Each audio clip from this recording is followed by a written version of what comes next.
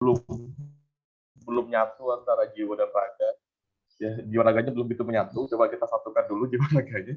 Saya ada sedikit video teman-teman sekalian yang mungkin menjadi inspirasi buat saya pribadi tentunya. Jadi saya itu senang atau suka dengan Isaac Newton. Mungkin banyak juga yang senang sama saya tentang kepada Isaac Newton. Jadi kalau kita lihat dalam beberapa referensi, memang beliau ini adalah orang nomor 2 yang yang mempengaruhi ya, yang cukup berpengaruh terhadap peradaban dunia, terutama di ilmu teknologi. Yang pertama adalah Nabi Muhammad SAW, ya Nabi Muhammad SAW pertama, yang keduanya adalah Sir Isaac Newton. Nah, saya akan concern ke Sir Isaac Newton, dia tidak ada tendensi agama di sini, teman-teman sekalian. Jadi kalau Nabi Muhammad kita udah pasti dia adalah suri teladan kita untuk berislam. Nah, kita masuk ke yang kedua nih. Saya suka untuk baca biografinya Sir Isaac Newton. Teman-teman semuanya. Seorang ilmuwan dan juga filsufnya lahir di Inggris dan dia menempuh perkuliahan di Cambridge. Ya pernah saya ke sana, pernah ke Cambridge, karena kan dekat juga dengan kuliah saya dulu, dan tempatnya memang menyenangkan untuk dipakai perkuliahan. Jadi saya harap teman-teman juga nanti akan pergi ke sana untuk kuliah, amin. Dan dia belajar di sana, lalu menemukan beberapa hukum seperti kalkulus ya, yang mungkin waktu itu dia nggak tahu, nanti di tahun-tahun 2000-an itu menjadi mata pelajaran yang cukup menjengkelkan bagi teman-teman, kalkulus. Lalu ada juga tentang fisika optik ya, teman-teman ingat ada panjang gelombang, prisma tabung. Nah itu Einstein yang menemukan, Newton yang menemukan. Lalu juga ada yang paling fenomenal adalah hukum Newton, yang ada 3 itu, ya, hukum gravity. Nah, itu yang paling fenomenal.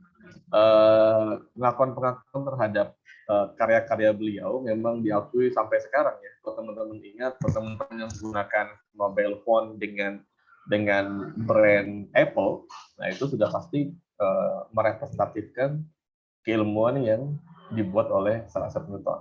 Kenapa? Karena Apple itu memang, kalau teman-teman dengar sejarahnya, ya, Steve Jobs itu menggunakan label Apple itu sebagai penghormatan terhadap Sir Isaac Newton.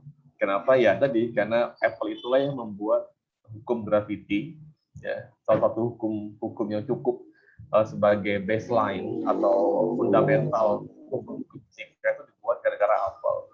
Gara-gara Apple yang jatuh di belakang perkebunan ya, Cambridge, ya, jatuh di sana, dan itu bisa merubah pemikiran-pemikiran pada saat itu. Makanya Apple membuat brand itu. Nah, awalnya di tahun-tahun sebelum 2000-an ya, logonya Apple itu adalah ya sosoknya Sir Isaac Newton sedang duduk di bawah pohon apel, lalu apelnya jatuh. Logonya seperti itu. Ya cukup complicated ya. Kalau masih logonya itu, mungkin teman-teman pakai iPhone sekarang, logonya ada Isaac Newton di belakang. Tapi tahun 2005-an ke sini, kalau saya nggak salah, mulai berubah menjadi lebih simpel, hanya apel saja, dan itu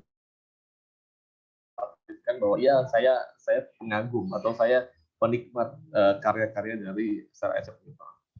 Nah, apple yang kemudian ada gigitan sebagai pembeda antara apel dan jeruk. Ya. Nanti karena mungkin dulu gambarnya nggak begitu representatif sebuah apel. Ya. Jadi mungkin biar nggak salah kaprah, ini nyebutnya HP Apple atau HP Orange. Jadi gigitan supaya ya ini beda. Ya. Anda yang buah yang dimakan dengan digigit itu apel, bukan jeruk. Ya. Kalau jeruk kan dikupas.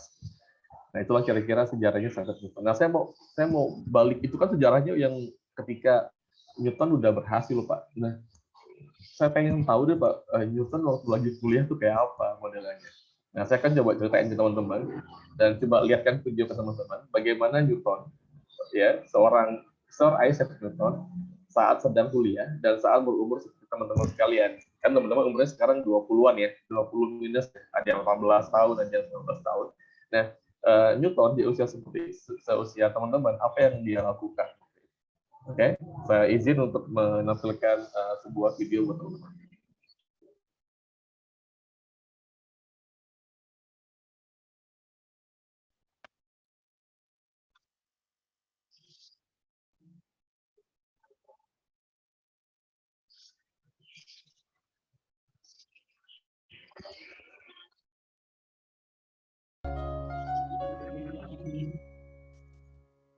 Isaac Newton, siapa yang tak kenal dengannya? Ilmuwan yang banyak keahlian, mulai dari ahli bidang fisika, matematika, astronom, dan masih banyak lagi. Tak heran apabila dia dinobatkan salah satu orang yang paling berpengaruh dalam kemajuan pengetahuan manusia. Namun siapa sangka dulunya pekerjaan Newton pernah terbentur oleh wabah besar yang melanda sama seperti COVID-19, virus corona yang menyerang dunia saat ini. Maka Newton juga terpaksa harus bekerja dari rumah alias work from home. Walau begitu, wabah yang menyebabkannya harus bekerja dari rumah justru meningkatkan produktivitasnya. Mau tahu seperti apa kisahnya? 1. Disebabkan oleh wabah bubonik. Pada tahun 1665 sampai 666 yang dikenal sebagai Great Plague of London. Kondisi ini menyebabkan Isaac Newton harus bekerja dari rumah karena tidak boleh keluar dari rumah, tepatnya 18 bulan. Wabah ini membunuh sekitar 100.000 manusia. 2. Newton masih seorang mahasiswa berusia 20 tahunan. Ketika wabah tersebut menyerang, alhasil kampusnya memulangkan seluruh mahasiswanya untuk pulang ke rumah masing-masing. Saat itu Newton masih berusia 20 tahunan.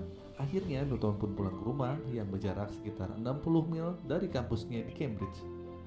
Ketiga, terpaksa bekerja dari rumah tanpa bimbingan profesor. Newton terpaksa bekerja dari rumah tanpa bimbingan dari profesornya. Masih mahasiswa dan harus bekerja tanpa bimbingan profesor, pasti bingung. Uniknya, Newton berbeda. Dia justru menjadi sangat produktif. Dia menghabiskan waktunya di rumah untuk bekerja dan menghasilkan berbagai teori. 4. Mengerjakan PR matematika yang berujung pada ditemukan kalkulus. Hal pertama yang Newton lakukan ketika kembali ke rumah adalah mengerjakan PR matematikanya. Dia sempat menemukan masalah matematika yang sayangnya tidak bisa diselesaikan karena terbentur wabah bubonik. Newton mengerjakan masalah matematika tersebut ke dalam makalah. Usut punya usut, makalah tersebutlah yang menjadi cikal bakal dari salah satu pelajaran yang kita pelajari hingga saat ini, yaitu kalkulus. 5. Memunculkan teori optik. Setelah selesai dengan PR matematikanya, Newton kembali bekerja karena belum ada instruksi untuk kembali ke kampus berhubung wabah belum reda. Kala itu dia mencoba eksperimen menggunakan beberapa prisma di kamarnya, tapi Newton melangkah terlalu jauh. Dia membuat lubang kecil dari jendelanya supaya seberkas cahaya bisa masuk menembus lubang kecil tersebut. Dari situlah teorinya tentang optik muncul. 6. Ditemukannya teori gravitasi. Teori gravitasi yang sangat terkenal dengan kisah apalnya tersebut ternyata juga bermula di tahun-tahun Newton bekerja dari rumahnya ini. Awalnya Newton sering pergi duduk dan berteduh di kebunnya yang memiliki pohon apel. Dia heran ketika mendapati sebuah apel terus berjatuhan ke tanah dari pohonnya. 7. Kembali ke Cambridge dengan teori di tangan. Setelah wabah mereda, Newton pun kembali ke kampusnya. Tentu saja bukan dengan tangan kosong, melainkan bersama teori-teori yang telah ditemukan selama bekerja di rumah. Itulah kisah dari Isaac Newton yang harus bekerja dari rumah, namun justru menemukan sejumlah teori besar. Jadi buat kalian semua yang work from home atau bekerja dari rumah, belajar di rumah, tetap produktif ya. Dan semoga bermanfaat. Oke, teman-teman sekalian. Banyak persamaan ya. Saya juga kaget nonton itu. Jadi ternyata banyak persamaan yang tidak disetting. Jadi ternyata mirip-mirip dengan yang teman-teman rasakan sekarang. Ya, sama. Ada beberapa peristiwa-peristiwa yang ternyata sama. Yang pertama adalah sama. Umurnya sama ya, 20 tahunan. Ya. Jadi teman-teman juga umur 20 tahun. Sekarang semua 20 tahunan. Tidak ada 30, kan pasti semua ada 20 tahunan. Jadi kalau kita punya mesin waktu, balik lagi ke masa Einstein, masanya Newton, ini sama nih kayak teman-teman sekarang usianya. Dia sedang berusia 20 tahun. Nah, waktu itu juga sama, ada wabah ya, belum pandemik sih, masih wabah ya, tapi pasti akan sana menyerang ya kan, belum seperti sekarang kesehatan health services-nya belum seperti sekarang. Jadi ada wabah yang namanya wabah bubonik. Nah, wabah bubonik ini ya kalau kita boleh samakan dengan sekarang ya dia seperti COVID-19 lah ya, yang membuat orang tidak bisa keluar rumah ya, harus diisolasi dan sebagainya. Dan mirip juga tuh sekarang. Di zamannya Einstein ternyata juga ada wabah gitu. Jadi teman-teman nanti jangan khawatir. Nanti teman-teman dibilang, wah Anda ini mahasiswa COVID nih, lulusan COVID nih, nggak pernah ngampus tiba-tiba lulus. Jadi ini kan jadi candaan-candaan ringan di media sosial kan teman-teman sekalian. Apalagi teman-teman yang mengambil mata jurusan D3. Ya, bayangin D3 kuliah cuma 3 tahun. Lalu COVID udah 2 tahun. Jadi dia daftar dari rumah, nanti wisuda juga dari rumah. Bisa jadi seperti itu. Ya, kalau bisa 3 tahun lulus tiba-tiba nggak pernah ke kampus, nggak pernah ketemu dosen secara langsung, dan bisa langsung bisa lulus ya karena COVID ini juga. Ya, jadi nggak mungkin di zaman itu ketika Newton lagi nongkrong-nongkrong sama teman-teman kampusnya juga sama mungkin ya bercandaannya. Newton kita nih kayaknya lulusan bubodik nih kan nggak ngampus, jadi mirip-mirip ya. Mungkin situasinya 11-12 kalau saya boleh menggambarkan itu ya. Pertama usia sama, lalu yang kedua juga sedang ada pandemik di sana. Yang ketiga adalah dia juga study from home. Ya, jadi banyak juga kan teman-teman sekarang yang mengekspresikan pendapatnya, wah ini nggak enak nih study from home, ya nggak maksimal dan sebagainya. Benar, ya, dan itu juga dirasakan oleh Sir Isaac Newton waktu itu. Bahkan waktu itu dia nggak punya Zoom meeting. Dia nggak punya Zoom meeting. Dia bilang tadi ya pada masa itu dia tidak bisa kontak sama profesornya. Dibayangin aja zaman Newton mau gimana komunikasinya. Untuk telepon aja belum ada dan sebagainya. Ya. Jadi benar-benar 18 bulan itu dia stay at home dan study at home sendiri gitu teman-teman sekalian. Itu yang ketiga, pertama-tama study at home. Yang keempat, ya durasinya juga sama tuh durasinya, 18 bulanan. Jadi mungkin kalau kita komparasi dengan kita di COVID-19, ini sekarang udah mulai hampir 24 bulan. Jadi selisihnya ya kurang lebih lah. Newton 1,5 tahun, kita udah hampir 2 tahun. Oke, sama ya. Jadi usianya sama, lalu ada pandemi juga seperti kita sekarang. Lalu Newton juga study from home. Yang keempat, ya, Newton juga sama tuh, apa namanya, lamanya di rumah itu hampir 2 tahun. Teman-teman sekalian. Nah, itu kisah yang menarik sih menurut saya. Lalu apa yang dia lakukan? Ternyata dia banyak menemukan dasar-dasar teori, walaupun belum disempurnakan ya. Jadi dasar teori kalkulus, dan itu cukup menjengkelkan sih. jadi ceritanya dia diberikan PR oleh profesornya, assignment lah ya, tugas kayak kalian gitu. Diberikan tugas, suruh ngerjain matematika. Karena dia mungkin bosan ya di rumah mau ngapain, kerjain, ya, dikerjain terus-terusan, dapat dasar kalkulus. Itu juga menyebalkan ya. Jadi tiba-tiba dapat dasar kalkulus yang harus kita pelajari sampai sekarang. Lalu dia main-main prisma, lalu ada yang bolong di jendelanya, ketemu prisma optik. Dia duduk-duduk di bawah di bawah pohon apel, apelnya jatuh, ketemu hukum gravity. Dan itu semuanya dasarnya ya, itu dilakukan saat dia study from home. Jadi dia pulang ke kampusnya dengan bangga ya, dia punya dasar-dasar teori yang ingin dia presentasikan ke profesornya. Kira-kira kayak gitu. Lalu ada juga yang nyelotok kemarin mahasiswa yang kelas satunya ya. Wah Pak, berarti kalau gitu kita tuh harusnya nggak usah Zoom Pak, nggak usah kuliah, maksudnya nggak usah kuliah online. Ya mungkin saja Newton itu waktu itu kalau dia Zoom mungkin nggak dapat hukum-hukum itu Pak. Nah kenapa saya bilang? Karena kan dia punya waktu untuk kontemplasi diri. Wah oke juga sih. Jadi dia bilang, mungkin kalau kita nggak Zoom nih sekarang, teman-teman tidak ada jadwal kuliah yang padat. Kuliahnya padat nggak sih? Nggak terlalu lah ya, masih ya oke, cukup padat lah ya teman-teman sekalian. Apalagi ditambah beberapa tugas-tugas, mungkin teman-teman punya waktu untuk sekedar duduk di bawah pohon kelapa atau nyantai di pantai ya untuk kontemplasi diri. Kira-kira ada hukum-hukum apa nih yang bisa kita lihat? Misalnya ada ombak lewat, hukumnya apa ya? Mungkin saja ya. Ya, ini ada temen yang untuk seperti itu ya oke aja. Pemikirannya jadi lucu, bagus. Ya. Mungkin aja kayak gitu kalau kita bisa berkontemplasi diri, sehingga yang bisa saya maknain adalah teman-teman jangan habiskan Senin sampai hari Minggu untuk belajar. Ini Newton aja punya waktu untuk sekedar bersantai di bawah pohon apel. Saya yakin waktu itu dia juga nggak akan kerjain kalkulus di sana. Dia pasti lagi nyantai gitu. Lagi nyantai hari Minggu mungkin weekend ya, dia nyantai di bawah pohon apel itu mungkin setara kita nongkrong Starbucks lah zaman itu ya mungkin ya. Jadi nyantai nggak ada kerjaan, ketemu teori. Loh kok gitu Pak? Memang orang Inggris itu belajarnya nggak tekun, bukan nggak tekun, dia belajarnya memang proporsional. Jadi ya setelah saya udah setahun di sana, berinteraksi banyak dengan teman-teman di UK, Senin sampai Jumat itu dia luar biasa tuh. Jadi perpustakaannya di kampus itu Senin sampai Jumat tuh penuh dengan orang-orang UK yang belajar. Dari pagi sampai malam, pagi sampai sore mereka belajar. Tapi Sabtu Minggu kamu nggak akan ketemu tuh orang UK di perpustakaan. Yang ada orang apa? Orang Indonesia, Indonesia, Malaysia, beberapa negara Asia Tenggara, Asia, orang Arab Saudi, gitu. Banyak tuh di sana. Nggak tahu, beda aja culture belajar ya. Kalau kita kan, aduh kayaknya masih kurang nih Sabtu Minggu yang harus untuk refreshing dipakai buat belajar lagi. Hari Senin ya, mereka sudah habis liburan, kita yang pusing. Jangan orang-orang UK udah habis liburan Sabtu Minggu, mereka nyantai, mereka jalan-jalan. Senin dia fresh lagi dan dia kerja lagi dan dia belajar lagi. Nah kita Sabtu Minggu masih di perpustakaan.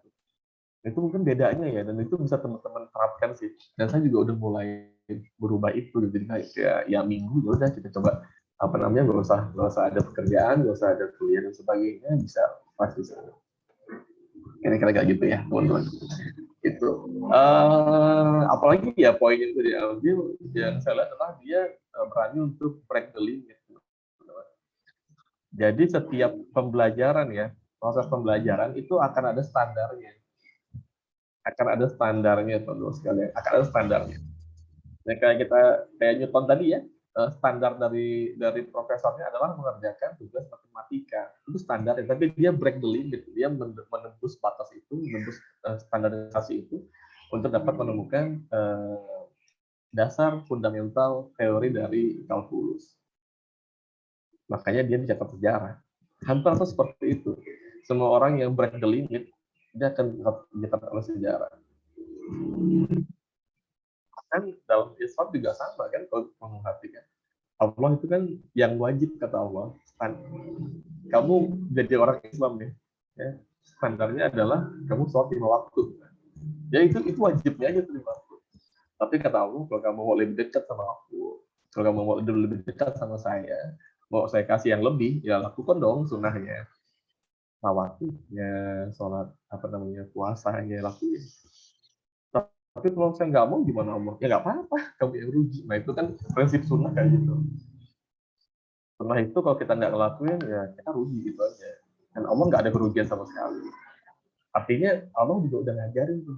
Kalau kamu mau dekat sama seseorang, ingin sukses lebih dari yang lain, break your limit. Orang lain tidur, kita sholat. Orang lain nggak rawatib, kita rawatib. Orang lain nggak puasa, kita puasa sunnah. Itu kan break the limit seperti yang dilakukan oleh Newton juga sebenarnya. Sama kayak teman-teman sekarang nih kuliah. Dari awal kan kita udah perjanjian, ya nggak apa-apa teman-teman, mau online, mau off cam, mau on cam, nggak apa-apa, nggak ada masalah. Itu standarnya, karena itu tidak jadi hal yang begitu urgent bagi saya. Jadi standarnya udah teman-teman datang di perkuliahan, kita diskusi udah. Mau on cam mau tidak silahkan. Nah, tapi banyak teman-teman yang break the limit gitu. Misalnya kayak Nafisa on cam nih, jadi kan break the limit. Pasti akan kita notice orang-orang kayak gini. Pasti akan kita notice. Tapi yang enggak, dosa enggak apa-apa. Saya enggak pernah marah bagi saya. Fairuz atau Rosalia yang ternyata pada hari ini belum bisa on cam, enggak apa-apa. Itu konsekuensinya teman-teman. Pasti akan ada yang lebih unggul dan yang standar pasti ada. Itu pilihan teman-teman. Nah kita di sini penyedia pelayanan pendidikan ya udah standar. Teman-teman hadir ya, diskusi ringan, on cam mau tidak dipersilakan. Itu pilihan teman-teman. Jadi sama kayak sholat kan. Teman-teman mau sholat sunnah, monggo. Tapi teman-teman harus sholat nih, harus sholat wajib. Anda harus datang, kan? Mau nanti on cam enggak itu sunnah aja. Kembali lagi ke Einstein, kalau mau cerita sejarah, mau kita notice, mau saya ingat kalian siapa, ya Anda harus kasih something different sebagai yang lain. Kalau nggak bisa jadi yang terbaik, ya jadi yang berbeda lah. Itu mungkin yang dalam filosofinya Einstein. Yang terakhir, ya. Sifat yang berikutnya adalah rasa ingin tahu. Rasa ingin tahu yang begitu dalam dari Newton. Ya nggak mungkin kalau dia nggak punya curiosity, rasa penasaran, dia akan jadi seperti itu. Nah, ini yang kita timbulkan ke teman-teman sekalian. Nah, saya tuh ingin teman-teman punya rasa penasaran yang jauh lebih tinggi daripada rasa ketakutan. Kenapa Pak memangnya? Nah, di kelas sebelum-sebelumnya di kelompok-kelompok yang lain, ya banyak mereka cerita gitu. Saya tanya, kenapa ketika kita ngobrol kok teman-teman untuk sekedar raise hand atau sekedar speak up, ya itu susah sekali. Dan dia bilang, dan mereka akhirnya jujur. Dia bilang, to be honest Pak, sejujurnya ini udah dibangun sejak KBSD, SMP, SMA itu dibangun suasana akademik yang nggak boleh salah gitu. Bukan nggak boleh diem ya, harusnya kan nggak boleh diem, harus komentar terus ya, tapi ini nggak boleh salah. Jadi kami akan masuk ke zona yang mana ya udah, mending kami diem aja, itu kan nggak salah. Nah itu ternyata menjadi, saya nggak tahu teman-teman ngerasain apa juga, sama apa enggak. Kalau di kelas-kelas yang lain, kelompok-kelompok yang lain mereka menyampaikan seperti itu. Kami dibentuk tuh nggak boleh salah, Pak. Makanya kami takut buat ngomong. Karena kalau kami ngomong, kami akan kalau salah, kami bisa dipermalukan dan bisa dirugikan. Dan itu juga yang menjadi dasar teman-teman untuk mulai mempraktekkan menyontek misalnya. Ya, karena nggak boleh salah. Ya udah, karena nggak boleh salah, premisnya berarti saya harus benar. Apapun caranya. Mau dengan saya belajar, mau dengan saya ngintip, tapi saya benar. Yang nggak boleh itu salah. Nah ini kan hal yang keliru teman-teman sekalian. Selama kita masih punya label manusia, belum ganti jadi malaikat atau jadi iblis, ya pasti akan salah. Pasti akan salah. Dan fail salah itu fine-fine aja, nggak masalah. In my opinion ya, di kelas saya nggak ada masalah. Yang bermasalah tuh teman-teman kalau diam dan tidak berkomentar apapun, nah itu salah sih menurut saya. Teman-teman penasaran, nah itu yang kita butuhin. Jadi kami itu cuma tujuan perkuliahan itu cuma memantik rasa penasaran teman-teman aja sebenarnya. Bukan menyebarkan ketakutan. Enggak. Ya. Apalagi kalau contoh ketakutan-ketakutannya ada. Misalnya gini, teman-teman nggak bisa hadir nih perkuliahan kali ini. Ya, karena ada satu hal yang memang di luar sana ya. Misalnya ada keluarga yang sakit atau ada kegiatan apa. Tapi teman-teman masih memaksakan diri untuk datang di sini. Tapi cuma online aja udah masukin nama di partisipan udah bisa tinggal. Itu tuh tidak baik tuh. Itu tindakan yang pengecut ya pasti. Bagi saya mending teman-teman bilang aja, Pak saya nggak bisa hadir, nggak apa-apa teman sekali. Saya nggak pernah persoalan kayak gitu. Pak saya nggak bisa hadir, Pak saya mau izin nggak bisa ikut kelas. Udah nggak apa-apa, nggak ada masalah sama sekali loh ya, at all kan. Kan teman-teman cuma izin, Pak saya kayaknya kurang kurang begitu mood buat hari ini kuliah ya apa juga. Yang nggak boleh itu teman-teman namanya ada, tapi ketika saya panggil ajak ngobrol nggak ada orangnya.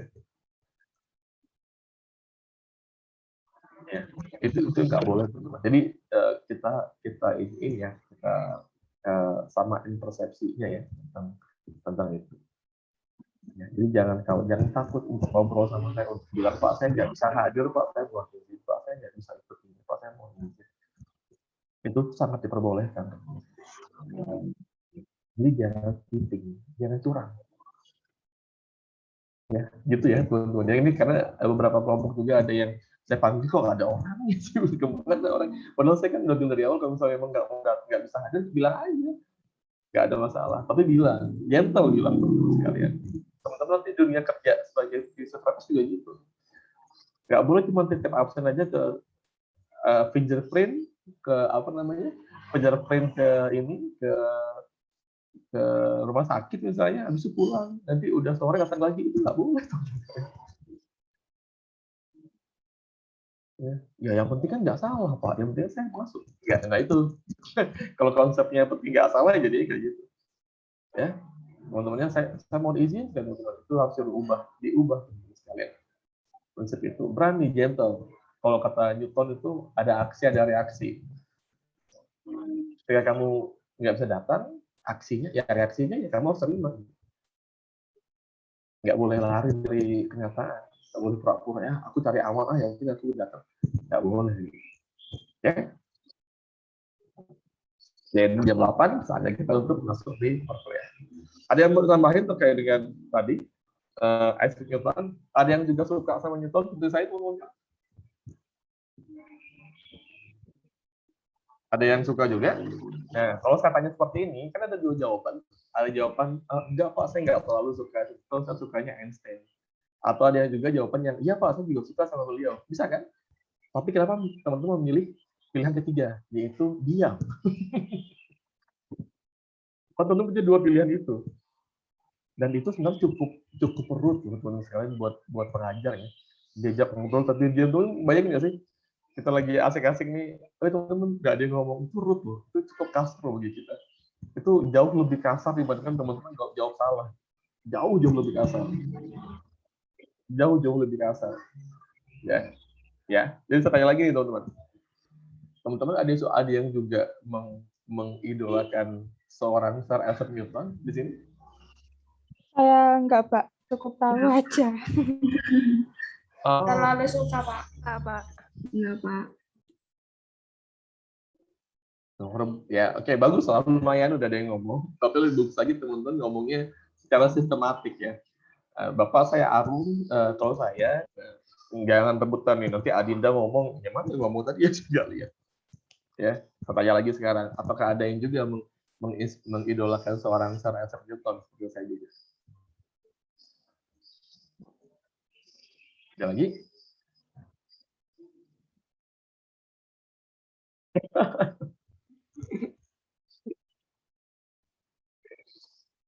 Ya nggak apa-apa, Anda kuliah SD 6 tahun, SMP 3 tahun, 6 tahun ya emang susah ya, maksudnya pelan-pelan kita ubah.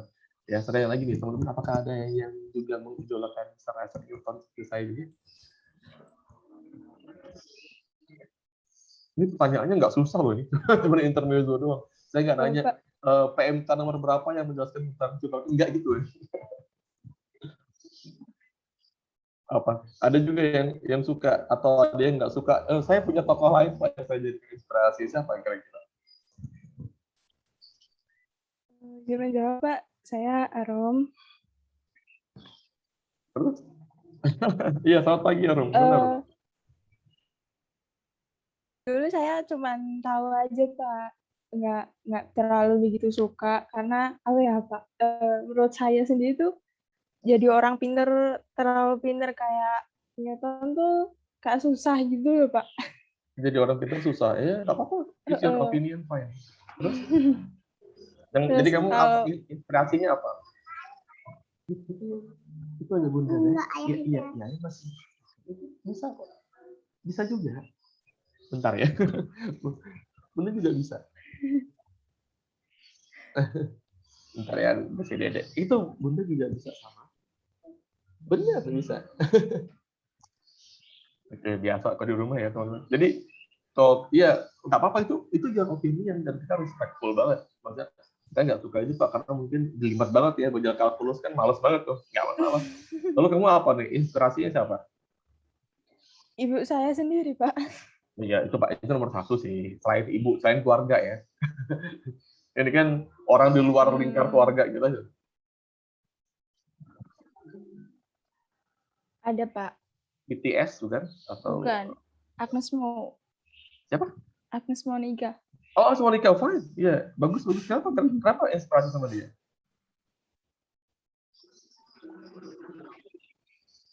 Apa ya, Pak?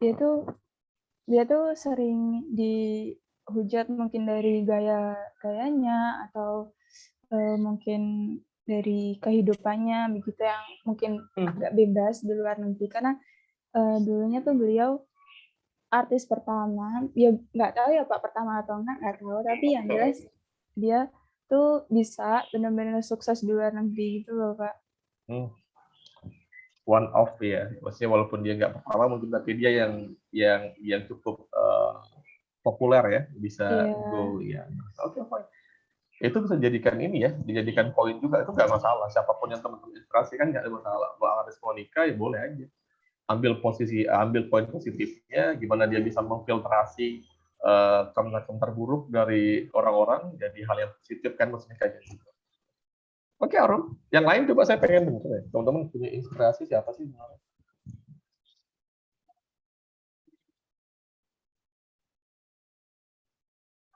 Thanks, Arum. Yang lain silakan. Ya, Sel. Gimana, Sel? Gimana kabarnya, Selfie? Kalau aku sendiri menginspirasinya dari Jerome Pauline. Jerome Pauline itu siapa? Jerome Pauline. Yang YouTuber juga dia pendidikannya di Jepang. Gimana orangnya? Jerome Pauline itu apa? Di YouTuber masih profesor atau udah tua? Oh, dia. Oh, ya. Saya tahu. Ya kenapa suka sama dia? Kemarin saya ketemu tuh di Jepang sama dia. Iya kan dia jadi volunteer di Olimpik. Ya karena dia itu multi talent, bisa nice. Dia bisa apa aja? Dia talentnya apa aja? kayak terus ngisi-ngisi webinar gitu, Pak. Ngisi webinar. Oke, bagus. Berarti kamu kalau terinspirasi sama Jeremy Pauline ya? Ya sorry udah tua mau lu nggak begitu ikuti, tapi tahu pernah dengar namanya. Jadi kalau emang itu berarti kan kamu harus ikutin nih. Berarti harus ke Jepang ya nanti ya. Di Jepang banyak kok sekolah S2 fisioterapis Mbak Selfie. Kamu bisa ke sana nanti atau mungkin jadi YouTubers yang menginspirasi dengan konten-konten kesehatan khusus. Ya, jadi teruskan go ahead kalau emang kamu mau idolakan itu. Ya, yang lain coba ada lagi nggak yang lain? Saya Pak Mahdi. Gita. Saya Pak. Gita dulu nih. Mahdi, sorry tadi Mahdi yang bilang. Bentar ya, Di ya. Baik, Pak. Mahdi mana orangnya? Waduh, nggak ada mukanya ya, nggak jadi spotlight. Oh, bisa. Wih, Abang Gamers. Ya, saya kan Bang Gamers. Gimana, Bang? Ya. Ya, itu apa tadi teh? Oh, inspirasi saya Keanu Reeves, Pak. Keanu Reeves. Ini Matrix Reload. Ya. Kenapa tuh dia? Karena saya ngagumin karena sikap rendah hatinya aja, Pak. Oh, dia rendah hati ya? Iya, Pak. Dan kapan tuh dia? Kamu tahunya dia rendah hati? Di momen apa? Kayak ya dia kayak suka berbincang sama pengemis gitu, Pak. Contohnya. Oh, kayak Mbak Im Wong gitu ya? Ya, lumayan. Enggak juga sih. Enggak juga. Maksudnya dia sosial maksudnya dia sosial. Saya kira dia bikin kayak konten gitu. Jadi dia niat bagus. Maksudnya walaupun dia udah tinggi, artinya kan dia kan termasuk artis yang aktor ini cukup populer ya. Iya, Pak. Banyak bintang, banyak yang apa film yang kamu suka dari Keanu Reeves? John Wick sama Matrix sih, Pak. Kalau gitu aja. John Wick. Oke, kalau nonton John Wick bagus berarti. Matrix itu kan zaman saya dulu masih SMP tuh filmnya. Kamu nonton juga? Oh, nonton. Yang ini ya, yang famous itu yang dia itulah pokoknya ada gerakan yang sangat tipikalnya. Oke, makasih banyak Mahdi, ada poin positif yang bisa diambil ya. Yang lain silakan. Siapa sih inspirasi teman-teman? Saya Pak Gita. Siapa? Gita. Ya. Oh, ini Gita. Saya terinspirasi sama Gracia Poli. Siapa? Gracia Poli. Oh, Gracia Poli ya. Kenapa tuh? Karena dia nggak gampang nyerah. Maksudnya pengen nyerah tapi mikir-mikir akhirnya nggak nyerah. Kan waktu tahun 2011 itu dapat kartu kuning sampai mau dia gentung raket. Tapi setelah dipasangin akhirnya dapat hasil yang sepadan di Olimpik kemarin, dapat emas gitu, Pak. Jadi banyak ya, artinya ada poin-poin positif yang kamu ambil dari seorang Gracia Poli ya. Oke. Terus bagus ya, ini tokoh-tokoh yang teman. Apa saya yang ketuaan ini dari? Kenapa saya jauh sekali inspirasionalnya? Teman-teman ini kan masih, artinya yang diinspirasikan masih hidup kan? Agnes Monica masih hidup, Gracia Poli masih hidup, Keanu Reeves masih hidup. Kenapa saya yang udah jadi fosil orangnya? Oke. Yang lain satu lagi, tadi ada lagi satu deh yang mau cerita. Satu lagi. Ini Pak. Ini. Raini. April. Yang mana namanya? Oh, April. Iya. Oh, maaf.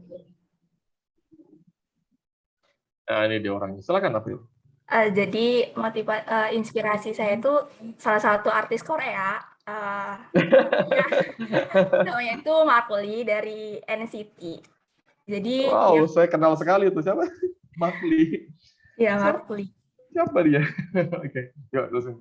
Jadi kenapa saya terinspirasi ketika dia awal debut, dia itu dihujat kayak gitu karena katanya kan dia rapper ya Pak, katanya rappernya masih kurang gitu kayak. Terus masih kurang bagus gitu buat debut. Nah terus dia buktiin tuh dengan latihan terus gitu sampai akhirnya bisa sukses kayak sekarang. Terus yang bikin saya kayak wow banget tuh, dia kan udah sukses nih Pak ya, tapi agamanya tuh kayak kuat banget. Jadi kayak saya gitu ya, ya ampun dia aja yang udah sukses masih ingat tuh sama Tuhan dia gitu. Masa Jangan nangis dong, jangan nangis. enggak Pak, saya agak sedih gitu loh kalau Dia bicara. agamanya apa? Beda sih Pak, maksudnya dia Ya pasti dong beda, nama juga orang Korea, masa dia Kristen. Iya, iya tahu saya. Masa dia Muslim? Gitu deh, Pak. Oke. Oh, karena dia beragama kuat. Taatnya kayak mana? Terus rendah hati. Taatnya kayak mana? Kamu tahu dia taat beragama dari mana? Dari itu Pak, dia sering ke gereja terus Bentar, saya mau konfirmasi sama Rifka nih, yang agamanya sama juga. Emang taatnya orang Kristen itu gimana, Rifka? Apa? Coba April, coba taatnya kayak mana, April? Taatnya kayak mana? Gini Pak, terus kan waktu ada tuh salah satu kayak interview, terus ditanya nih sama member lain gitu. Dia boy band? Iya, yang menggambarkan Mark Lee ini apa, terus member lain bilang Alkitab. Nah, kayak Mark Lee itu kuat banget gitu loh, sampai kemana-mana aja bawa Alkitab gitu. Apakah seperti itu yang taat, Rifka? Yang kemana-mana bawa Alkitab? Nih, kita tanya sama orangnya langsung. Termasuk taat itu Pak kalau bawa Alkitab, karena saya pribadi bukan orang yang kemana-mana selalu bawa Alkitab. Ya, tapi Alkitab di hatiku gitu ya. Taat dalam kami itu seperti misalnya rajin berdoa, rajin ibadah, kemudian mengikuti sifat yang serupa dengan Tuhan, misalnya seperti tidak marah, melakukan kasih, bahkan kepada musuh pun kita harus saling mengasihi gitu. Oke, tuh. Tapi kan tuh, kamu emang boleh nggak sih di agama kamu boyband gitu? Haram nggak sih hukumnya? Maksudnya gimana ya Pak? Maksudnya nyanyi-nyanyi, joget-joget gitu haram nggak sih hukumnya di agamamu? Enggak Pak. Enggak. Oh nggak apa-apa. Oke, bagus April masuk berarti. Saya kira nggak boleh. Oke, masuk. Saya orang aja nggak kebayang mukanya kayak siapa namanya? Mark Lee. Orang Kanada, Pak. Ya. Orang Kanada? Kanada apa Korea? Dia orang Kanada tapi keturunan Korea. Dia besarnya di Kanada, terus itu deh ke Korea. Oke. Wow, ini baru ya, saya juga baru tahu nih, Mark Lee. Oke. Terakhir sama Rifka udah kebetulan udah ada di sini, masa nggak tanyain ya, kasihan. Sebelum kita kuliah, materinya nggak banyak kok hari ini. Oke, materinya nggak banyak biar nanti teman-teman UTS juga nggak banyak yang dimateri. Nanti UTS itu materinya cuma dari staff dari ini aja, dari policy statement itu aja ntar. Dan ya itu aja paling. Nanti pun sistem juga kayak penugasan gitu aja teman-teman, kayak jadi tuh ujian itu boleh sistemnya langsung on the spot ataupun nanti dalam bentuk assignment. Bentuknya assignment, kemudian boleh buka buku. Jadi nggak usah dipikirin ya kuliah kita ya ujiannya. Nanti boleh open book, boleh ini santai aja. Ya. Kalau Rifka siapa idolanya? Saya pribadi sama kayak selfie tadi Pak, Jerome Pauline. Oke, siap. Kenapa Jerome Pauline? Karena Ganteng. Iya, itu. Terus juga pintar kan Pak, terus juga dia sayang banget gitu sama keluarganya. Kemudian dia juga Soalnya suami idaman lah ya, pintar, ganteng, sayang keluarga. terus dia juga cinta Tuhan Pak, termasuk orang yang taat akan agama. Ya, intinya itu ya, yang pertama. Kenapa beda ya referensi kita ya, teman-teman? Referensinya emang mungkin umur ya, jadi jadi kalau saya sukanya tuh baca-baca yang udah lama-lama tuh, jadi apa namanya? Kenapa saya nggak suka, bukan nggak suka ya, belum mengidolakan yang sekarang yang masih hidup, karena saya nggak tahu ujung hidupnya kayak mana gitu. Dia pantas saya idolakan apa tidak? Nanti pada Nabi Muhammad kan jelas tuh, ya. Beliau ujung hidupnya jelas, memang patut untuk di apa namanya dijadikan suri tauladan. Newton juga jelas akhir hidup. Saya nggak mau yang sekarang masih belum masih berkarya. Saya nggak tahu ujung hidupnya kayak mana. Nanti takutnya itu sih alasan saya kenapa milih yang udah lampau ya. Dan punya efeknya tuh lebih masif gitu, nggak cuman mungkin kalau Jeremy Pauline itu kan Jepang dan Indonesia aja yang tahu, lalu mungkin Keanu Reeves mungkin lebih besar lagi, tapi hanya untuk yang entertain kan, nggak semua orang tahu, dan saya mungkin ambil lebih gede aja sih. Itu sih. Jadi mungkin karena usia ya, tapi nggak ada masalah sama sekali, sama sekali nggak ada masalah. Itu buat teman-teman mau terinspirasi dari siapa, itu nggak ada masalah sama sekali. Itu hak teman-teman, ambil yang positif, jadikan motivasi buat teman-teman bisa maju ke depannya ya. Oke, masih banyak nih. Sekarang saya jadi tahu namanya siapa tadi itu, rappers dari Kanada, itu saya jadi baru tahu. Ya, makasih banyak Mbak siapa tadi ya? Siapa? Pakai jilbab warna merah kalau salah.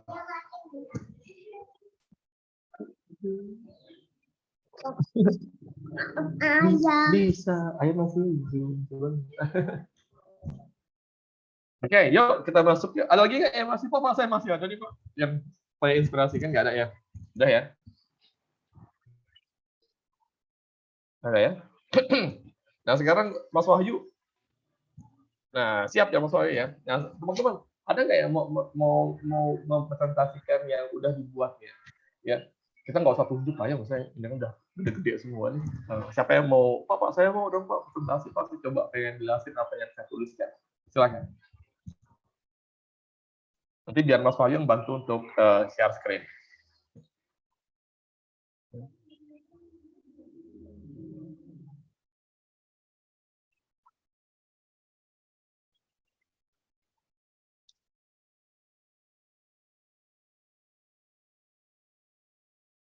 Yuk, nah kan tadi janjinya nggak gini. Yuk, janjinya kan harus berani.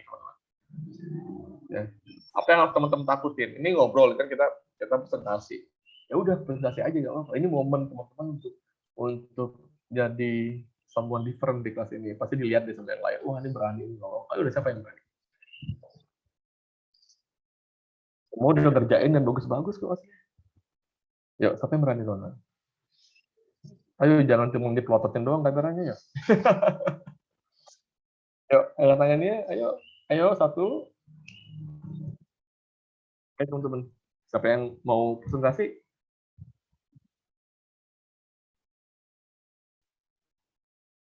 Yuk, cepetan. Ini saya tungguin lah, sama-sama nunggu kita. Yuk, 1-2 orang aja presentasi, saya pengen tahu. Yuk, siapa? Nice, Irfana. Oke, siapa tadi yang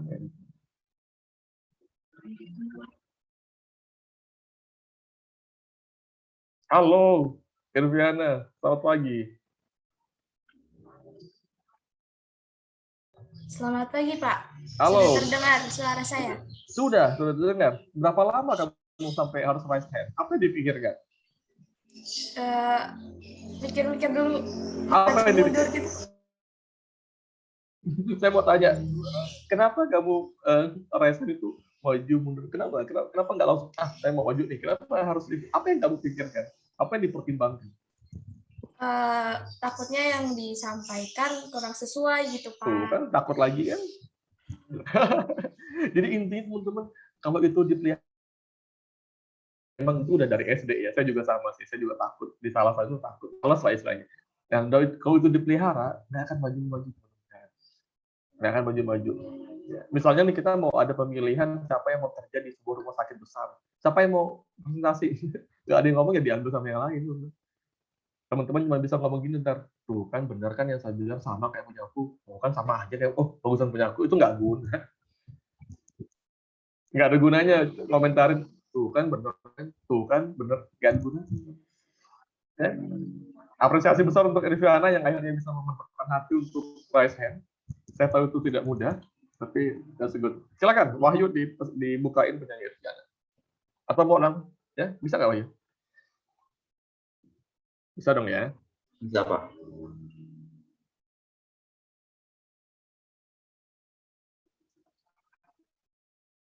Udah bisa?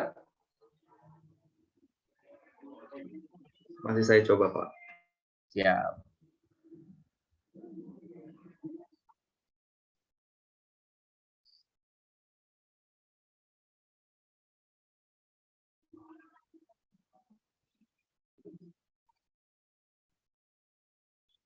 Coba saya bantu juga Wahyu sebentar.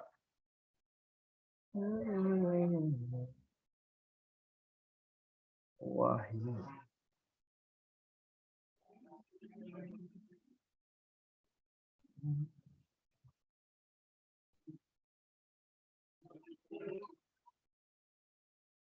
Oke, ini ya.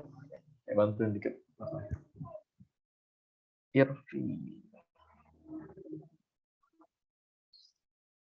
Irviana Ainunisa ya namanya ya. Iya, Pak. Nah, itu bagus pronunciasinya. Oh, udah bisa nih. Nah, udah. Thanks Wahyu. Nah, yuk. Nah, saya mau nanya aja. Saya nggak mau presentasi sebenarnya. Saya mau tanya apa yang paling menarik dari slide ini? Slide berapa yang paling bagus? Menurut saya yang dari keseluruhan PPT ya, Pak. Saya paling suka yang slide keempat. Bukain Wahyu yang keempat Wahyu. Oke. Ya. Terus ada ini apa? Ini apa ini? Coba jelasin. Jadi ini adalah kesimpulan dari deskripsi fisioterapi oleh WCPT yang kemarin juga disampaikan oleh Bapak. Jadi di sini ada kesimpulannya tentang siapa yang melayani, siapa yang dilayani, tujuan pelayanan, waktu pelayanan, dan bentuk pelayanannya. Lalu di slide selanjutnya. Oke, bentar. Kenapa ini jadi lebih bagus teman-teman? Coba lihat. Coba balik lagi. Karena ini udah memakai kaidah PowerPoint. Jadi dia cuma poin-poinnya saja lihat. Ini untuk bisa bikin kayak gini, Irviana tuh butuh pemahaman yang benar-benar dalam tentang apa itu fisioterapi. Ya, artinya yang sudah saya sampaikan minggu lalu, Irviana tangkap betul dan mungkin menjadi lebih baik lagi lihatnya.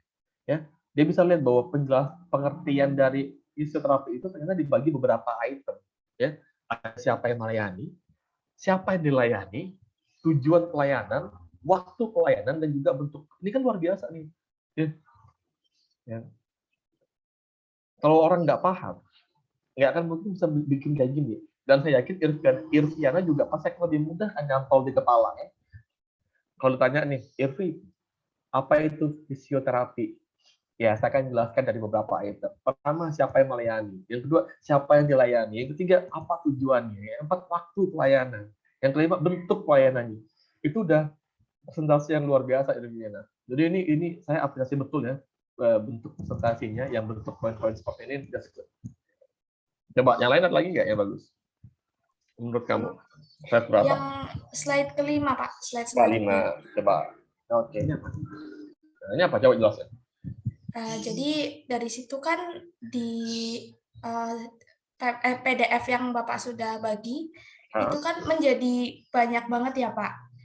Jadi di situ saya tangkap beberapa poin bahwa seorang fisioterapi itu dapat meningkatkan kualitas hidup seseorang melalui bentuk-bentuk pelayanan, tidak hanya dengan pengobatan, tapi juga dalam bentuk promotif, preventif, kuratif, dan rehabilitatif, gitu Pak. Ya, nice, mantap. Ya. Oke, keren. Ini juga bagus nih. Coba lagi, turun lagi yang lain. Wahyu, kita mau lihat. Turunin lagi slide-nya. Jangan diganti dong. Dan terus. Ke bawah lagi. Oke. Nah, yang ini kan coba lihat yang di atas ini. Nah, ini udah mulai sangat tekstual ya. Jadi kita ini cara bacanya gimana gitu. Nah, kayak gini nih, misalnya melakukan riset. Ini Anda bisa bikin ada gambarnya saja dan sebagainya ya. Bawah lagi. Ruang lingkup. Oke, nice. Terus tujuan dan tugas. Bagus. Ini sama seperti yang di ya, jadinya gini-gini semua ya. Yang bawah udah mulai tekstual. Terus lagi. Bawah lagi. Sifat pelayanan. Ini bagus ya ini ya. Nah, ini penting loh teman-teman sekalian. Ini bahwa kita mulai dari pemeriksaan, evaluasi, diagnosis, prognosis, intervensi, pemeriksaan ulang, discharge ini apa? Apa tuh Irviana discharge?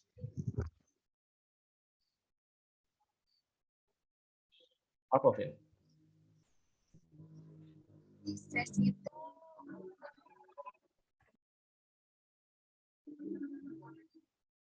Masih mute, mohon izin. Irviana. Discharge itu apa kira-kira?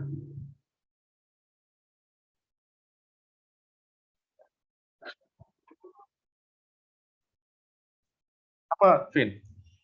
Viana. Apa itu discharge?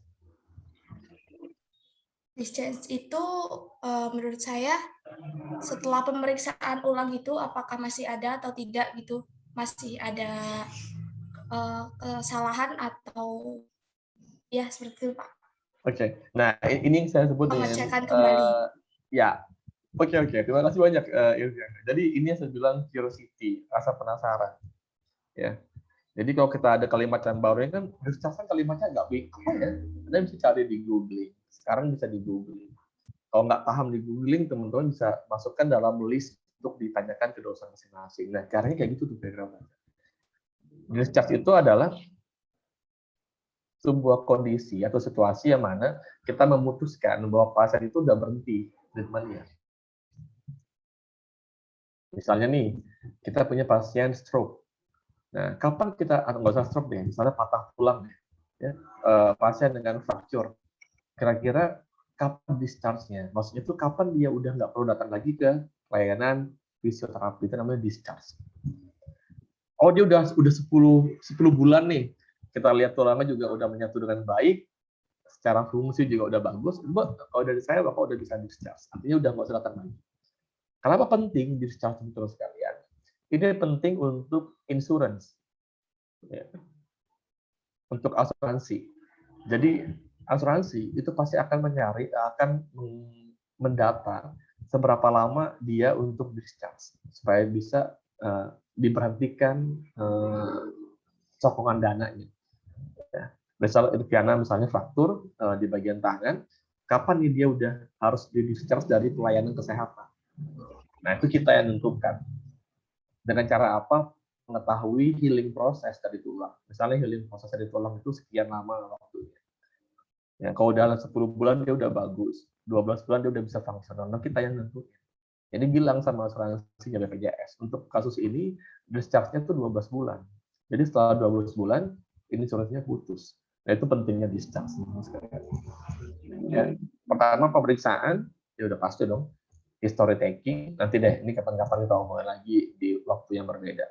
Ya, evaluasi, ya, diagnosis penting, kita juga harus membuat diagnosis.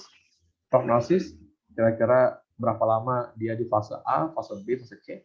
Pemberian intervensi, treatment, ya, apa yang kita berikan. Pemeriksaan ulang itu dilakukan kenapa, teman-teman sekalian? Untuk memastikan bahwa intervensi yang diberikan atau treatment yang diberikan tuh udah tepat atau belum, udah efektif atau belum. Ya. di beberapa kondisi yang memang dia nggak bisa sembuh ya. Jadi ada beberapa kondisi penyakit yang nggak bisa sembuh, misalnya kayak osteoartritis, kayak stroke, ya udah itu kita cuma maintain aja. Jadi kita nggak bisa restoration jadi awal, tapi cuma bisa maintain aja. Nah itu kita butuh yang namanya re-evaluasi, yang fungsinya untuk memastikan apakah intervensi ini masih cocok apa enggak. Karena kan beberapa fase. Misalnya stroke saat akut tuh intervensinya ini, stroke saat subakut intervensinya ini, stroke saat kronik intervensinya ini. Itu butuh di reevaluasi. Kita masih di area subakut atau udah ganti ke yang kronik. Kalau misalnya pada otot dan juga tendon itu pakainya level iritasi. Dia iritasinya masih rendah, sedang atau iritasi yang tinggi, tergantung hasil reevaluasi. Nah, itu pentingnya reevaluasi. Tapi ini jangan terlalu dipikirkan, nanti ini semester 5 aja tunggu kalau belajar ya. Untuk ujian semester 5 kita akan belajar tentang ini. Per case, yang saya juga lagi ngajar semester 5, yang ini yang dibahas. Tapi langsung per case-nya. Misalnya case-nya tentang shoulder pain, ya, ada dislocation dan sebagainya, nah kita bahas di sini. Bawa lagi coba Wahid boleh. Oke, ini bagus ya. Gimana dapat dilakukan, artinya di mana kita bisa berkarya. Ya, tuh, udah ada semuanya. Ya, lagi. Akhir ya, terakhirnya bagus sekali, terima kasih. Oke. Nice. Thank you, Irviana. Good job. Ya, sangat-sangat good job. Oke, terima kasih banyak atas presentasinya. Ya. Ya, makasih banyak. Oke. Ya, Pak. Terima kasih kembali. Ya. Oke. Nah sekarang yang lain silakan siapa lagi? Saya ada masih ada punya satu orang lagi ya. 10 menit lagi masih bisa. Yo, raise hand. Nggak mau saya pilih-pilih ya teman-teman ya. Yo, siapa nih yang kira-kira mau menyumbangkan hasil karyanya? Enggak silakan. Yo, silakan.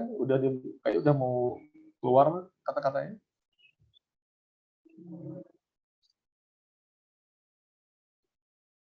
Silakan. Siapa? Ayo, semangat. Ayo, dikuatkan niatnya. Raise hand. Ayo, berani lah. Yuk, jangan cuma senyum-senyum doang. Langsung senyum-senyum. Disuruh raise hand loh, yuk. Yang putra juga boleh, silakan. Yang putra mana ya? Belum ketemu ya. Masih on cam semuanya. Masih off cam ya. Oke, fine, nggak apa-apa. Yuk, silakan ya. Yuk, silakan. Ayo raise hand, ayo. Yuk, ya, sip, yuk, tekan.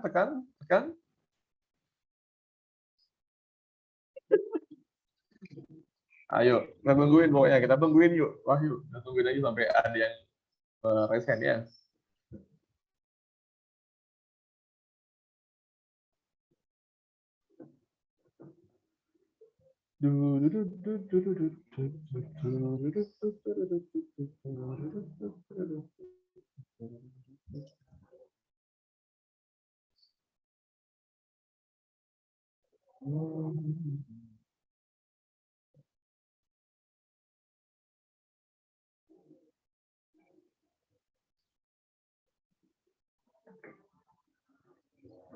Ayo, aduh, jangan dong, jangan nggak ngomong dong.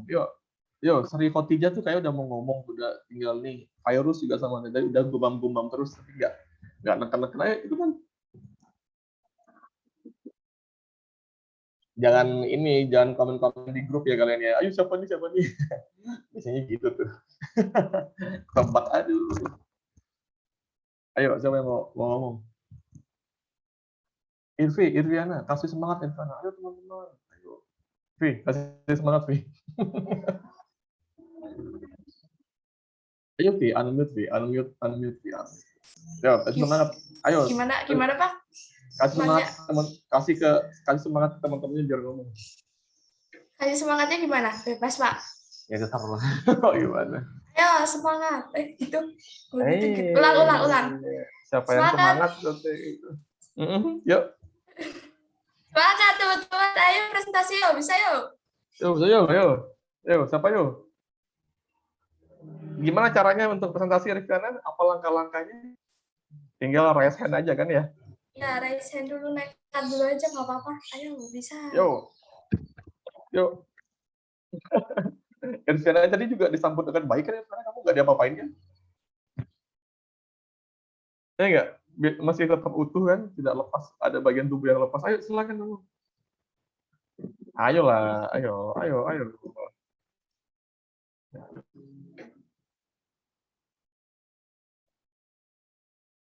Nggak perlu dipelajari, tahu teman-teman. Ngapain teman-teman belajar sekarang? Udah telat.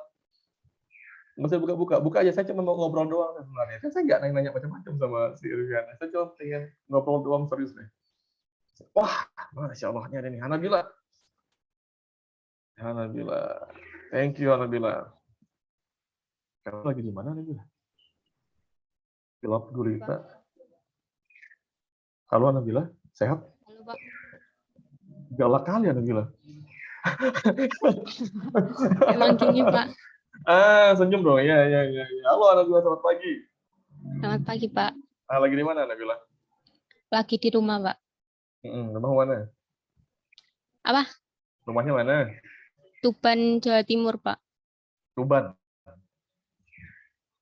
itu yang ini ya, yang bupatinya ganteng tuh ya? Yang masih muda itu, Pak. Nah, iya kan? Nah, tahu aja si Hanabila. Siapa namanya bupatinya? Hanabila. Bukan nama kamu dong, nama bupatinya. Nama kamu kan udah ada di sini Hanabila. Kenapa saya nanya nama kamu lagi? Nama bupati siapa? Nggak tahu, Pak, namanya siapa. Pokoknya muda aja gitu kan? Cukup viral. Ini kamu pakai background apa sih bisa gelap kayak gini? Bagus. Background apa sih? Ya, background gelap lah, Pak, intinya belakangnya. Siap dulu. Udah mulai galak nih, udah. Ya silakan, Wahyu di iniin presentasi. Sebentar, Pak. Nice, oke.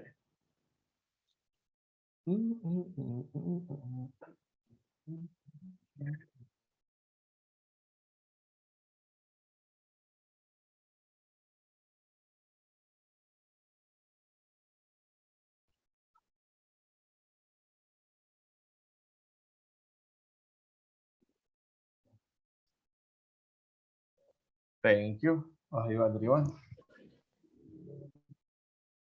Karena gila. Nah, ini cerah presentasinya, nggak gelap.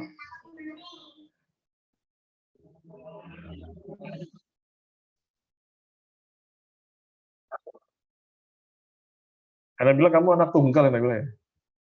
Anak kedua dari 2 bersaudara, Pak. Oh, pantas. Ya, oke, sip. Alhamdulillah Raudatul Jannah. Dulu SMA-nya di mana? Di Al-Mu'min, Pak. Al-Mu'min mana? Ruki. Oh, Ruki. Alhamdulillah Raudatul Jannah. Silakan. Yang paling menarik gimana slide-nya? Menurut Anda? Yang benar, Pak. Slide keberapa yang paling bagus? Slide ketiga sih, Pak. Oh, maaf, Pak, saya nggak ke poin-poin sih, Pak, masih lebih ke teks gitu. Fine, nggak apa-apa.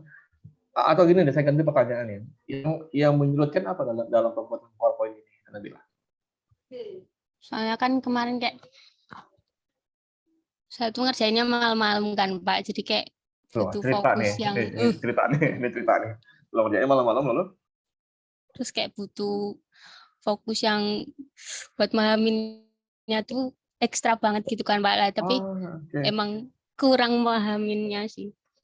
Kurang, maksudnya susahnya di mana? Maksudnya susah bahasanya tuh agak jelimet? Di bagian ini loh, Pak, kata-katanya tuh soalnya kayak asing gitu, Pak.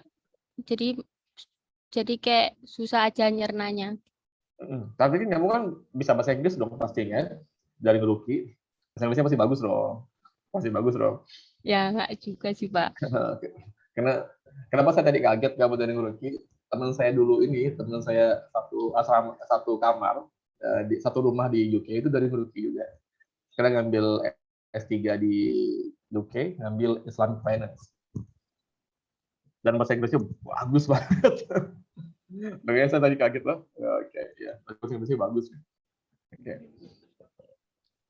Nomor ini ya, nomor 3 yang paling favorit. Kenapa favorit? Ini bahas tentang apa sih? Tentang Ya, soalnya di slide ini tuh kayak menjelaskan tentang menjadi seorang fisioterapi yang profesional tuh harus kayak gimana sih, gitu aja sih Pak. Jadi kayak menurut saya kamu yang tertarik gitu. yes, betul sekali. Menurut kamu yang paling susah dilakuin yang mana dari 1 sampai 8? Yang paling susah dilakuin yang mana?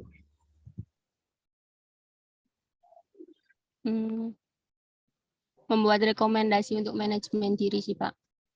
Membuat rekomendasi untuk manajemen diri. Itu apa sih maksudnya? Itu kan kita harus kayak buat rekomendasi buat pasiennya gitu nggak sih Pak? Apa kayak kan kita harus menyesuaikan juga dengan pasiennya, berarti harus mendalami sifat pasiennya itu kan. Good. Oke, berarti ini konsepnya patient values and patient preferences ya. Itu konsepnya itu kalau kita mau bicara tentang profesionalitas. Jadi bagaimana kamu menempatkan pasien sebagai center of services lah kira-kira kayak gitu. Oke. Kalau nomor 8 kira-kira susah nggak dilakuin? Hanabila. Ya mungkin sedikit susah Pak. Itu bayangin kamu ya, ketika kamu lulus dari kuliah, lalu kamu mulai buka praktek mandiri di rumah ataupun bekerja di rumah sakit, itu gimana sih caranya berkolaborasi dengan profesional yang lain? Yang pertama kan berarti kita harus punya relasi kan Pak, agar lebih mudah untuk berkolaborasi dengan profesi lain, dan kita harus kayak buat rujukan gitu otomatis kan. In your opinion, ya, kamu orang yang cukup bisa membuat relasi apa tidak? Cukup bisa Pak. Oke, contohnya apa? Seberapa banyak relasi kamu? Soalnya saya orangnya ini loh Pak, bisa langsung berbaur gitu. Jadi murah senyum gitu ya? Murah senyum nggak? Ya bisa. Enggak sih begitu. Kalau teman saya yang di Ruki itu, aduh orangnya ini banget waktu itu, senyum terus orang, makanya saya lihat ini Ruki bagian mana nih. Salam ya buat teman-teman dan ustaz di sana ya. Jadi saya cukup banyak, karena beberapa kali pengurus banyak yang main, ada beberapa yang kalau saya ingat itu main ke Inggris untuk ngasih ceramah rutin gitu. Jadi agak ke flashback sedikit dengan beberapa tahun yang lalu ketika kamu nyebut kalimat Ruki. Oke, jadi kamu hitungannya cukup banyak relasi ya. Apa contohnya pernah kamu lakukan untuk membangun relasi? Apa Pak, bisa diulang? Contohnya apa kamu membangun relasi dengan baik? Ya kayak mencari teman dalam segala kayak umpama ada webinar gitu kan Pak, saya ikut, kan bisa dari situ saya punya kenalan buat dijadikan relasi yang buat masa depan gitu kan Pak. Waduh, ini apa nih maksudnya nih? Relasi untuk masa depan maksudnya? Oh, maksudnya kan kita nggak ada yang tahu ke depannya kita butuh siapa gitu kan Pak. Nah, dari situ kan mungkin dari kelas bisa. ini gimana? Dari kelas ini kamu ada nggak yang punya relasi yang kuat di sini? Belum sih Pak, karena masih ada masa adaptasi. Okay. Kamu paling dekat dengan siapa di sini? Putri. Yang Putri di kelas ini. Yang minimal kamu tahu namanya siapa, alamatnya di mana? Semuanya netral sih Pak. Waduh, Masya Allah. Apa maksudnya netral itu? Maksudnya semuanya sama gitu loh Pak. Ya tahu namanya, ya tahu, ya pernah chattingan gitu, ya bisa. Tapi kan biasanya ada yang paling kamu buat jadi relasi ya? Nggak ada ya, sama aja ya? Belum sih Pak, lebih ke belum. Iya, karena memang belum ketemu langsung ya, jadi belum bisa ngelihat ya. Oke, yang bawah lagi coba deh, Wahyu. 4 yang bawah saya pengen lihat. Performansi terapi, bawah terus lagi. Oke, pada etik terus.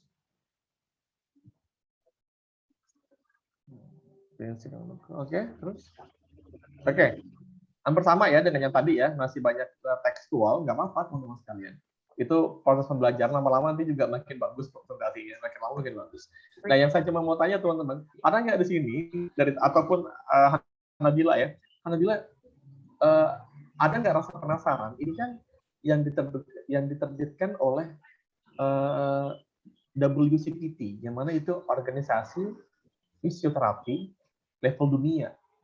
tentang definisi fisioterapi. Kamu pernah membaca ini nggak? Ada rasa penasaran nggak? Kalau di Indonesia itu artinya diterbitkan di mana? Kalau di luar kan ada policy statement. Ya? Kalau di Indonesia ada nggak yang menurut ini, menurut Hanabila? Atau ada nggak rasa penasaran pengen tahu? Kalau rasa penasaran sih pasti ada ya Pak. Tapi tertutupi oleh ya karena banyaknya assignment yang didapatin ya. Banyak tugas ya. ya Nah, kan bener kan tugasnya tadi, berarti emang butuh. Kamu Sabtu Minggu masih kerjain tugas ya? masih Pak. Oh, benar. Berarti memang kita kayaknya tugasnya juga banyak kan ya. Jadi sekali lagi di momen ini saya minta maaf teman-teman karena memberikan tugas teman-teman ternyata membebani ya. Jadi next time mungkin ini tugas yang pertama dan terakhir di UTS ini ya. Nanti terakhir lagi nanti di UAS. Ya mohon maaf nih. Jadi malah teman-teman terbebani untuk tugasnya. Dan teman-teman kalau teman-teman tahu di Indonesia juga punya yang telah mengadaptasi definisi dari policy statement ini. Namanya adalah PMK. PMK itu Peraturan Menteri Kesehatan. Ya, jadi di Peraturan Menteri Kesehatan itu dia juga sama membahas tentang ini, tapi yang sudah ditranslate. Jadi nanti teman-teman boleh mengkritisi kira-kira bedanya apa policy statement yang diberikan oleh WCPT sama PMK tahun 2015. Nomornya saya lupa, sebentar saya coba lihat ya nomornya ya. Teman-teman di absen saya cari, itu bisa kok di-download langsung teman-teman sekalian. Saya udah catat PMK-nya. Wait a minute.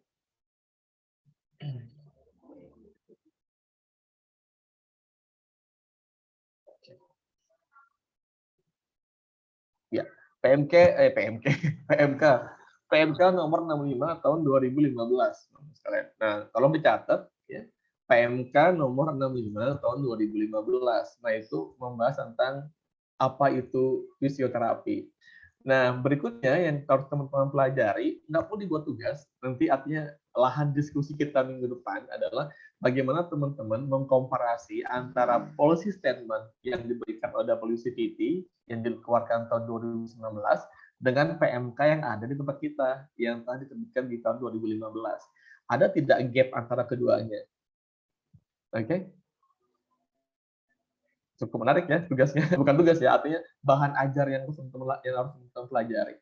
Minggu depan kita langsung lagi diskusi soal ini.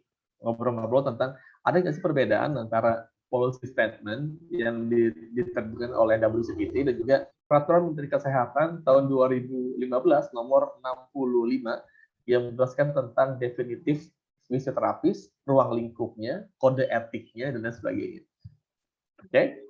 Saya ulangi lagi ya, namanya adalah PMK 65 tahun 2015.